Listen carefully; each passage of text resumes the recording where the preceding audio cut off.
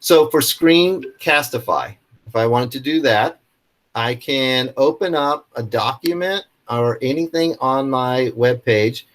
I have to be in Chrome, but after you install the extension, what you will see is up in the top, up by where you type in your web addresses, there's like a red arrow. And if I want to screencastify something, if I want to record a video on something, I would just click on that arrow and it would start the screencastify for me. And it gives me options as if I want to do my entire computer screen or do I want to do just a tab. So it depends on if you're going to switch to another tab, then you're going to want to do your entire desktop. If you're just going to stay on the same tab the entire time, then you can just do just that one web page. So let me show you. I'll go ahead. I'm going to click on it. It opens a box here. The box gives you a few. This is where I guess I would upgrade if I want and add longer time. But this is where if I'm just showing one web page, I could use this browse tab. If I'm doing my entire desktop so I can switch websites and open new things on my computer, I would pick this one. If I just wanted to show me and that's it, then I would pick this one. So if you were going to show somehow instructions and that's all you wanted to show, it gives me the option for the microphone. And then it also gives me an option for the webcam. If I turn that on and off, it all depends on if you want them to see you while you're giving instructions, which I think is always a helpful thing. When you do that, you can actually, you'll put like a little box down in the corner, which you can move around to different parts of the screen. So I'm going to leave that. Let me hit record. And what you'll see is the box pops up with me. It gives me a choice of what screen. I happen to have two monitors hooked up to my computer, so I'm going to pick which one. I'm going to screen one. And then I've got this little box down here and a countdown for telling me I'm recording. So right now I am recording a video on Screencastify. And if I want, I can open up something. Since I picked desktop, I don't have to worry about going to another tab. And this is a little activity where students grab words and they can move them. But as I can talk about what you need to do as I do it, I have some options. If I want, I can pause the video at any time and then return back to it. So let's say I forgot something that I needed and I can pause it, go grab it, come back, and continue recording my video. Students can do the same thing. So it has these other options. For example, on my pointer, if I click on this, now I have kind of like a flashlight if I want to just point out certain areas. And I can turn that on and off. I also have this one here. And what that does is every time I click on something, the red dot will show up and then kind of just grab the person's attention no matter what I click on. You need to click on that. I'll get a little red flash. So anytime I click, get a little red flash. Also, you get that if I'm moving something. So that's what some of these options do. Turn those on and off. I can also draw on the screen if I need to. And I can change colors. So let's see, I got a green background. I'll make it blue. So if I want to, I can draw on the screen. And if I needed to point things out, or maybe I'm giving instructions on what I need the students to do, is to record themselves identifying keywords. So I can draw on the screen. I have an eraser, which allows me to erase if I need to. And I don't know why it's not erasing right now. Okay, well, it's supposed to erase. I'm rubbing harder. It's not erasing. I will move on. Oh, no, maybe I have to click on that. There we go. Nope, still doesn't work. Okay, we'll move past the eraser. It's supposed to work. Trust me. So once I am done creating my video, I just have to, I can hit the pause button to stop. And then I hit the stop button. And I can't, unfortunately, I can't see if you're putting anything in the chat area right now. I can't see it when I'm showing my screen. So you just have to be patient with me. It opens up the Screencastify page. And while it's on here, I can listen to myself if I want to, and I can actually edit my video if I need to. So I can make sure that it does everything it's supposed to do. At this point, if I like what I have, if I don't, I can just hit the trash can and get rid of it. If I like it, I can grab this shareable link. I can also share it to Classroom. I can publish it to YouTube. There's a number of things I can do with this. I can download it straight to my computer, and I'll talk about why that might be helpful at times. But what I can also do is I can go back to my drive if I like what I see. I'm thinking, okay, I'm good. There's a little editor here. This would grab the link for me that now if I was going to add it to an email, I could share that link in an email. And I have my video I can now close. Okay. At this point, if I go back to my drive, I will have a, when you first do Screencastify and set it up, it will create a file called Screencastify. Let me see if I can, let me rearrange these here. When I was doing the last session, I've got too many files and I had trouble finding it and I didn't have time to search for it. There it is, Screencastify. You'll create a file called Screencastify, and in there is where it will automatically drop all of my files. And this one right here, this newest one, that is the video I just created. Now, Google takes a little while to process videos. So if I click on it right now, it's not going to play. It will let me download it, but it's not going to play. I'm going to have to wait until Google has finished processing this one. And depending on how long your video is, it may take a while for them to get it processed. I'll talk about what you can do about that. If you need to send out a video right away, what you can do in just a little bit. Because it happens to any video you put in Google. It has to process it. And if it's a 10-minute long video, it could take 30 minutes to an hour for it to process it before it comes up where you can actually play it. But there is a way in which you can speed up that process that I'll get to a little later. Okay. So Screencastify, at this point, I would just have to, I can grab my link, or if I'm in Google Classroom, I can add this file. I can rename it to match what the assignment is. One of the things I like to do is if I'm giving instructions during a, let me see, let me turn this sharing off. So if I'm giving instructions that I'm going to add to, let's say, a Google Classroom assignment, I might rename the video as watch this first. And that way, when they get to those files, if you have more than one file, they'll know, okay, I need to watch this first. So we can do that. Let's see. We had somebody put something in the chat. Let's see. Is there a specific app you can use to record a video of notes from a worksheet I am going over? So if the notes are already online, let's see here. Uploading my lesson to YouTube to gather a link. Let's see. Oh, you've been uploading your lesson to YouTube to gather a link, and that's the other way to do it. And actually, it's a quicker way to do it. That's what I often do, and I'll talk about that here soon. Notes from a worksheet. So if it's a worksheet that's online, you could use this one and do the things online.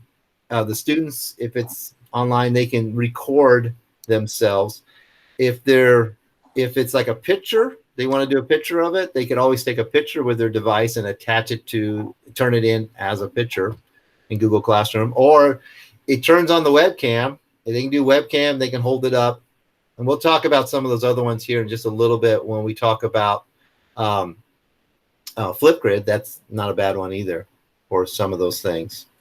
So let's move on a little bit here. So that is Screencastify. If you have more questions about that, you can look at the notes, watch the videos, and I will, toward the end, after I present these things, I stick around for some more questions about it, and I can demonstrate more things. Let me keep moving, though. Screencastify, see, the next one would be Flipgrid. Okay, now Flipgrid is a site. Flipgrid is great for if you want to have the students share videos with each other, because it's a very simple setup. They can use, they can do it on the computer. They could also do it on a device like their phone, because it has an app. It's easy for them to get into. The videos appear right away on the Flipgrid site. Videos can be downloaded from Flipgrid by the teacher who sets it up, and videos can also be uploaded to Flipgrid. And so that's one of the things that I really want to talk to you. There's a number of people, I'm sure, that have used Flipgrid in this group. It is one of the simplest systems to set up for creating videos. Quick videos is what you can do with Flipgrid. So let me tell you what, I will share one more time here and take a look at Flipgrid real quick. All right, so let's go to Flipgrid.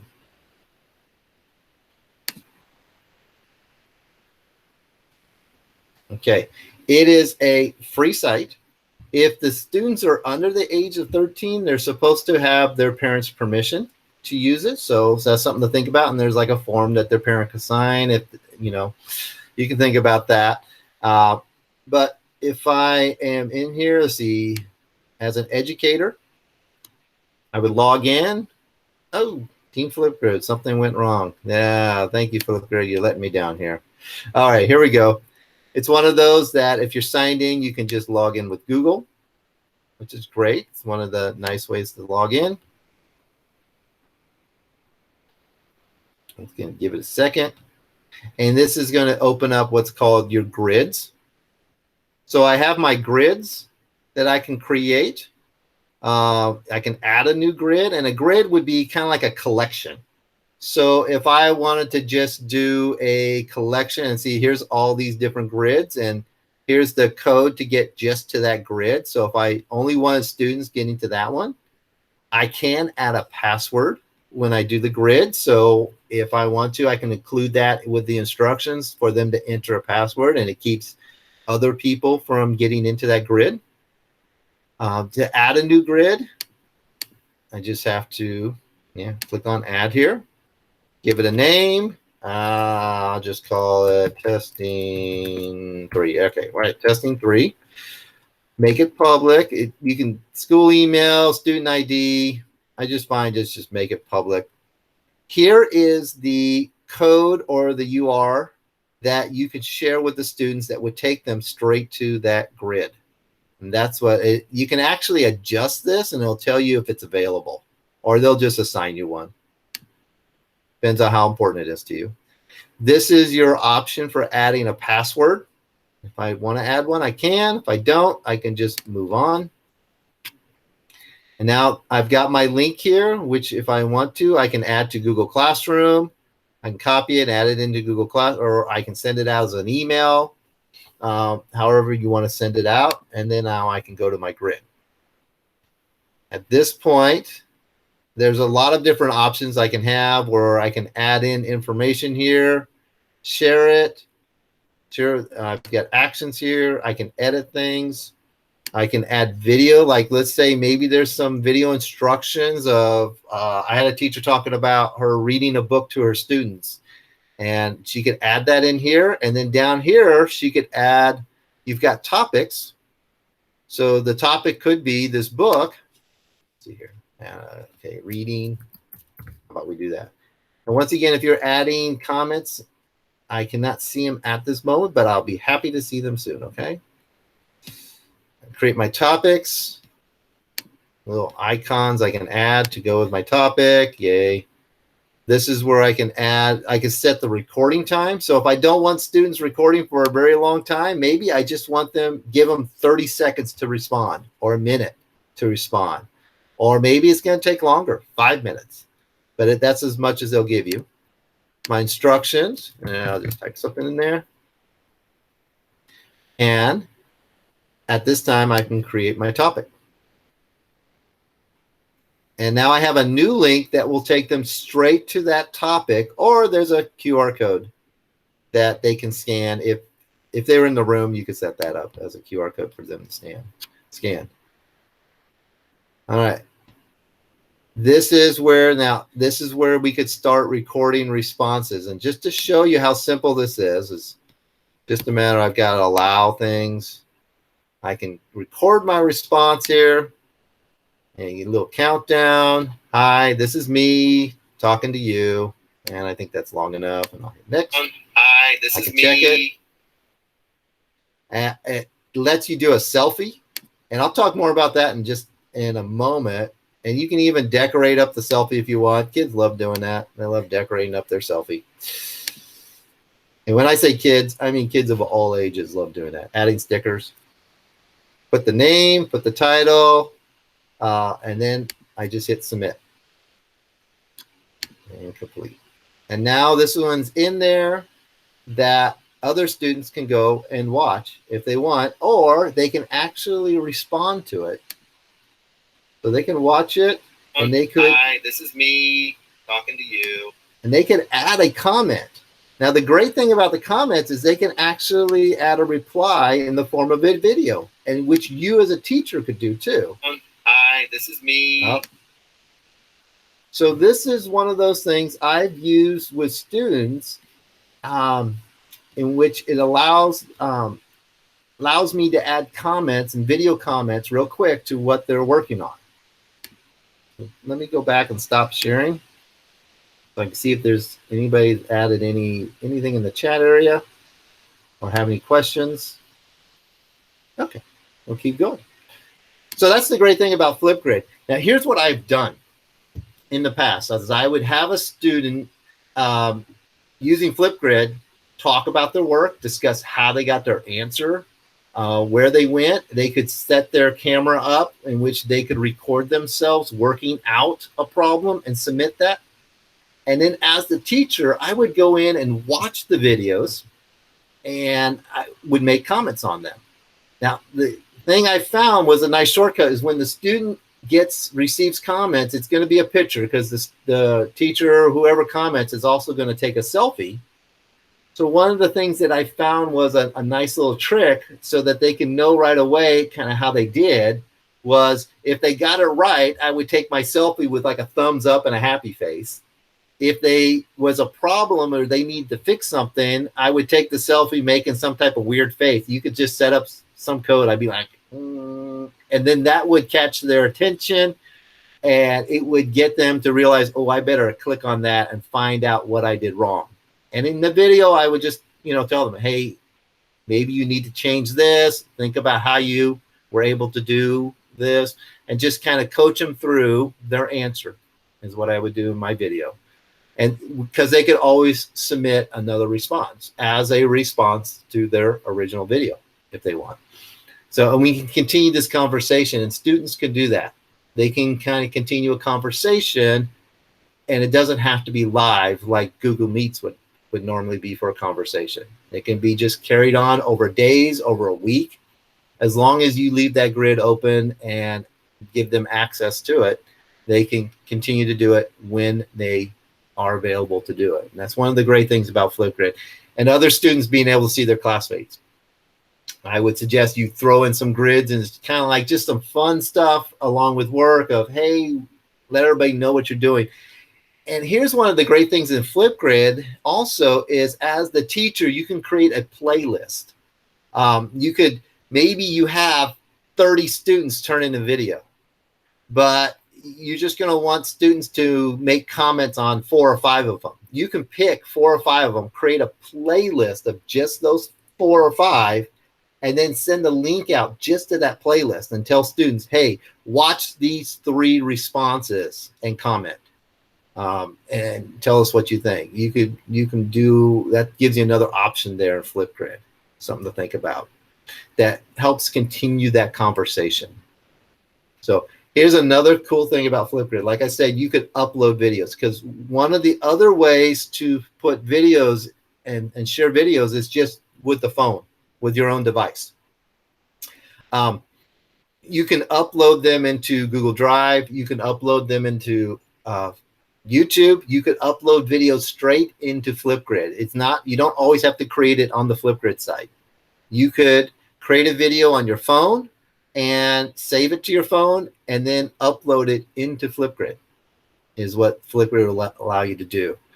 Which is, here's the great thing about that is some students, they might be a little camera shy and they don't exactly want their face to show up. Well, they could create a video using something like Snapchat and with all the filters and all the fun stuff that Snapchat has. You'll see an example on this if you look at the notes, in which I have a video I created in which I'm talking French fry, sitting in a tub of ketchup. And so it just adds a little more fun to it, but it also gives those students who might be a little camera shy the opportunity to kind of, change things up a little bit so that they maybe will be more willing to turn something in. So that's a great way. Another, excuse me, of course, they could always use the camera on their phone to create a video. If you have an iPhone, there's the Clips app, which is a fun one for making videos. Let's see, I have an example of one that I created with the Clips app because it will allow you to change backgrounds. Things like that will help catch their interest. And so when you're creating your videos, those are some of the things you can think about, okay? They're going to watch this video of me. Is it just going to be me showing them a bunch of slides with a bunch of words? Or is there something I can do to kind of change it up a little bit? So maybe you can have yourself in Clips, you can download a background and it makes it look like you're in an old Western. And you can be talking to them from that. And it's pretty cool. Something I've played around with a lot, and it's all around you when you move around. And while you're recording, you can move around and the background will actually change in Clips. I've been having a lot of fun with that one lately. Okay. So that has been a lot, but the last thing I want to just cover and make sure and to demonstrate for you is how to make sure you don't get that dreaded email message back saying so-and-so is requesting access to this file. And this is the same thing that you would do if you were doing a video, sharing a video, or sharing a Google Doc, or sharing a Google slide. Anything in Google, you always do it the same way and change your settings. The first thing you want to consider, and I'm going to go ahead and present one more time here.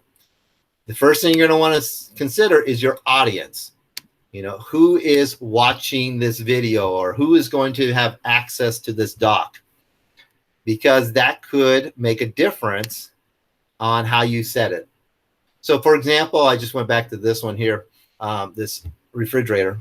Let's say the people who are going to be viewing it are only my students and they all have their Mesquite ISD sign in. I expect them to view it with that.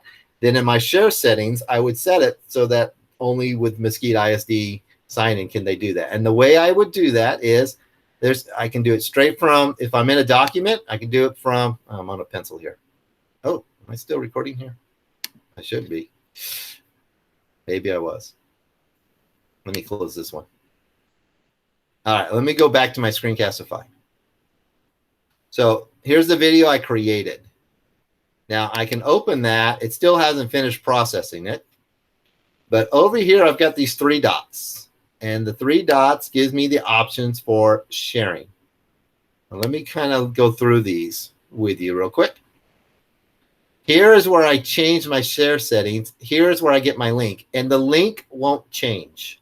So even if you change the share settings, you don't have to worry about the link. If you send it out and then you realize, oh my goodness, I forgot to make it so they can view it, you can just go in and change the share settings and you don't have to send out a new link. It's fine.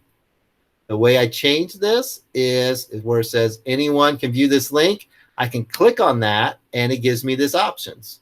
So let's say it's only my students and I only want them to be able to view it. I don't want them to be able to change anything or to comment on it. Then I would pick anyone at Mesquite ISD can view.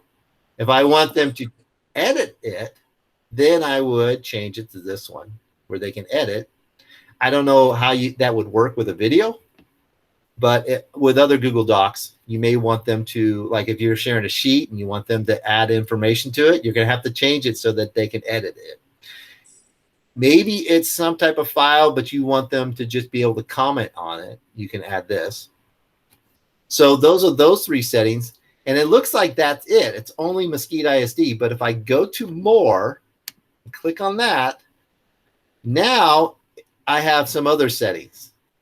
Public on the web, that means anyone on the internet can find that file. Well, I usually don't pick that one because I'm creating an instructional video. I don't need everybody that's out there in the entire world to be able to find it.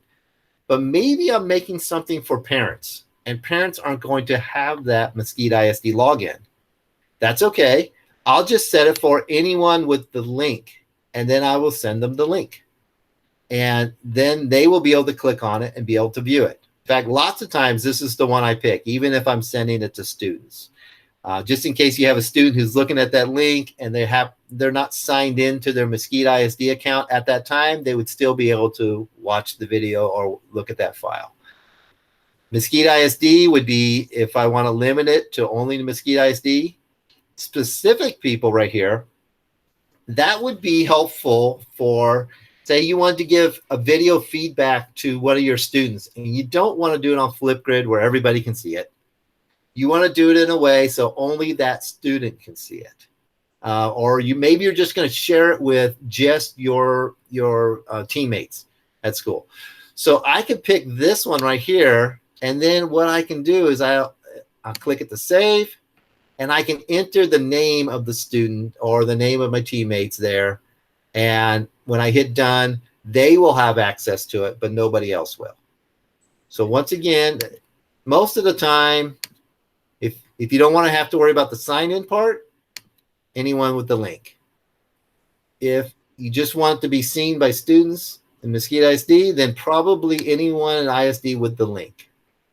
If you're only going to share it with one person and you want to make sure that nobody else is able to see that except for that person, then off specific person. So those are kind of your three main ones. And you just hit save. And once again, to get there, here, and then more. Want to make sure I show that because sometimes people click on that and wonder. Like I said, if you've already copied the link, you don't have to do it again. It doesn't change, but I can click on copy, and then I can go to maybe my email, and I paste it on there, and they get to see it. Or if, let's say there's something, this could be where I'm pasting it into the chat area. There's a lot of different things I can do there. As you can see, it still hasn't processed my video. I'm going to update it and see. Oh, let's see here. Nope, those aren't mine. Those are some different ones. Yep, those are some different ones. Okay, so let me come back here and let's stop sharing. And I want to just show you one last thing before we, let me just open it up to questions, specific questions that people might have. Let's see here. See, I talked about, oh, maybe there wasn't a last thing about the sharing. Oh, I guess that's it. I don't know why I thought I had one more thing. Okay, so do you have any questions? I'm going to open the chat back up to see if anybody has any questions. You don't have to type them there. If you want to unmute your mic and just ask, feel free to do so at this time.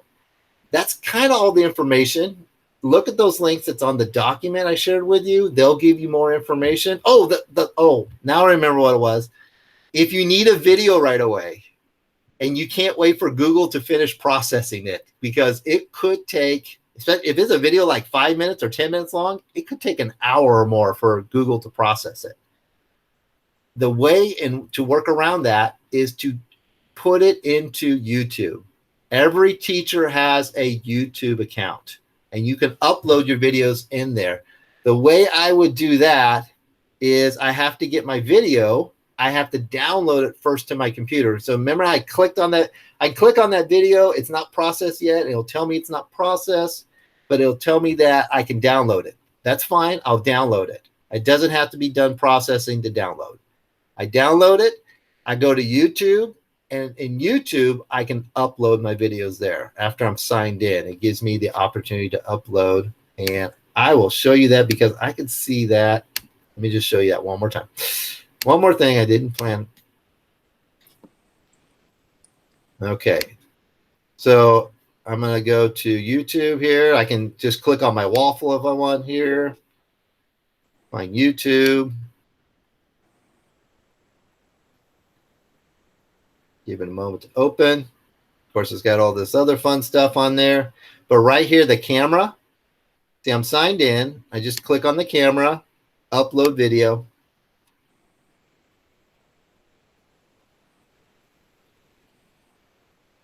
And now I can, if I have, this is why I have to download it first. So if I have it and I've downloaded it, I can just grab it. Like, let's see here. I've got this one right here. I'll just grab it, drag it. And here's the great thing. When you upload things to YouTube, and of course I can name it and I'll set a few things. When you upload things to YouTube, it's usually available within just a few minutes, maybe even a minute. Sometimes by the time you're done filling out all this information, you give it a name, you can give it a description. You can create a playlist.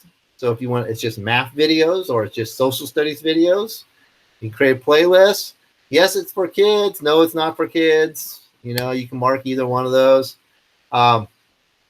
Hit next. Ask for the video elements. Hit next. Here's where you can change the stuff. Lots of times I will set unlisted. And that way people on YouTube can't do a search for it.